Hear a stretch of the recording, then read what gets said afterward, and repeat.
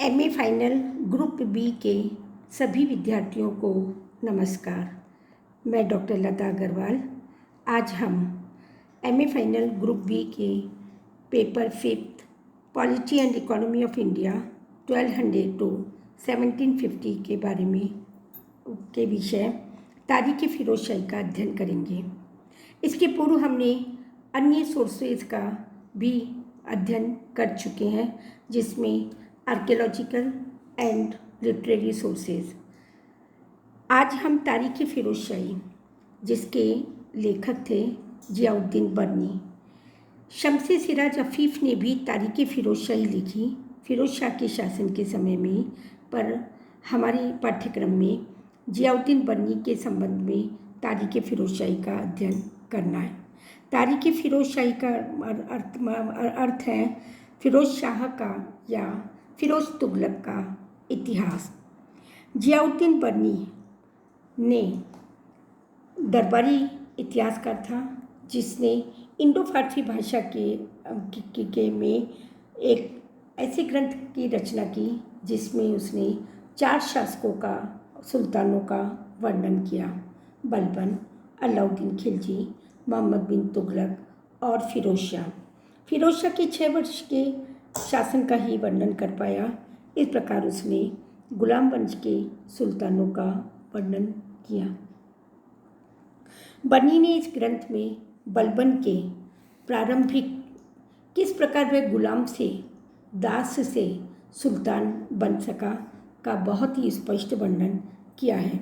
बलबन के राजत्व सिद्धांत, उसके दरबार का वैभव, उसके द्वारा लागू की गई राजनीतिक, सामाजिक, धार्मिक, आर्थिक नीतियाँ, गुप्तचर व्यवस्था, न्याय व्यवस्था तथा बलबन के युवराज मोहम्मद को वसीयत देना, मेवातियों, दोआब, कटहर आदि के विद्रोह का दमन करना और साथ साथ उसके अमीर वर्ग का विवरण।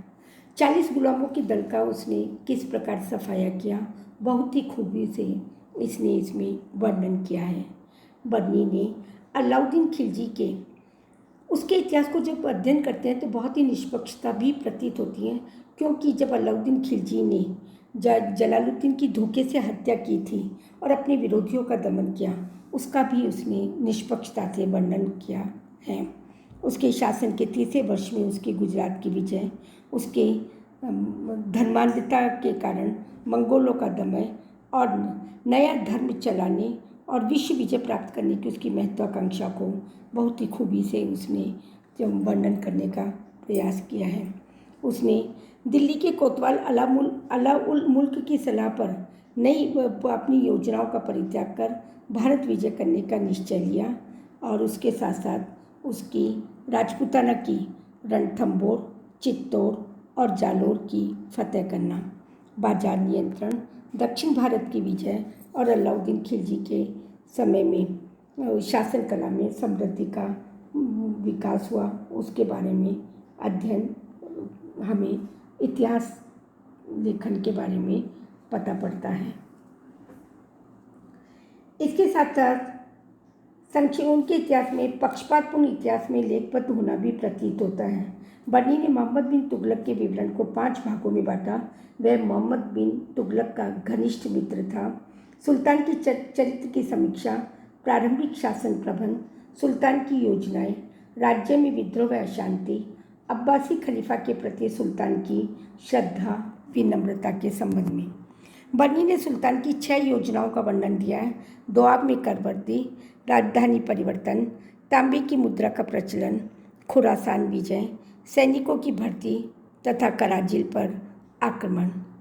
बर्नी ने यह ग्रंथ 11 अध्यायों में लिखा, जिसके अंतिम अध्याय में फिरोज तुगलक का वर्णन दिया गया है। फिरोज तुगलक की जन कल्याणकारी योजनाओं की भी उसने प्रशंसा की है, जो कि उसके पक्षपातपूर्ण होने का एक प्रतीक है। इस प्रकार तारीख़ फिरोज शाही ग्रंथ में 95 वर्षों का इतिहास लेखबद्ध है। मिन्हाज सिराज द्वारा छोड़े गए सूत्र को लेकर के बर्नी आगे बढ़ता है और फिरोज तुगलक के शासनकाल के 6ठे वर्ष के इतिहास लेखन पर समाप्त कर देता है। इस ग्रंथ में कुछ महत्वपूर्ण दोष भी रहे हैं, जो और बिना कमियों के यह ग्रंथ भी पक्षपातपूर्ण होना प्रतीत होता है। हमारे पास इसके अलावा कोई ऐसी समकालीन रचना नहीं थी जो हम बलबन, अलाउद्दीन खिलजी, मोहम्मद बिन तुगलक और फिरोज शाह के बारे में अध्ययन कर सकें। इसलिए यह इतिहास कई बार इतिवृत्त या कहानी मात्र भी प्रतीत होता है। यह सामाजिक वर्ग श्रेणी का विज्ञान था। इसका आधार धर्म अथवा परंपरा न होकर प्रेक्षण तथा अनुभव था। इस ग्रंथ में तिथियों का अभाव रहा। बर्नी ने इस्लामी धर्म सिद्धांतों की भूरी भूरी प्रशंसा की है। भारत हिंदू सिद्धांतों पर आधारित था, उस वर्णन का अभाव रहा है। इसलिए कई बार यह ग्रंथ निष्पक्ष तथ्यों के पूर्णतः अभाव के कारण कुछ समकालीन सुल्तानों की प्रशंसा का भी कहा जा सकता है। फिर भी यह समकालीन ऐतिहासिक ग्रंथ बलबन और अलाउद्दीन खिलजी, मोहम्मद बिन तुगलक और फिरोज तुगलक के प्रारंभिक शासन के बारे में हमें उल्लेखनीय ऐतिहासिक जानकारी प्रदान करता है। धन्यवाद। आपको एक होम असाइनमेंट दिया जा रहा है। तारीख़ फिरोज़शाही के गुण व दोषों का वर्णन कीजिए।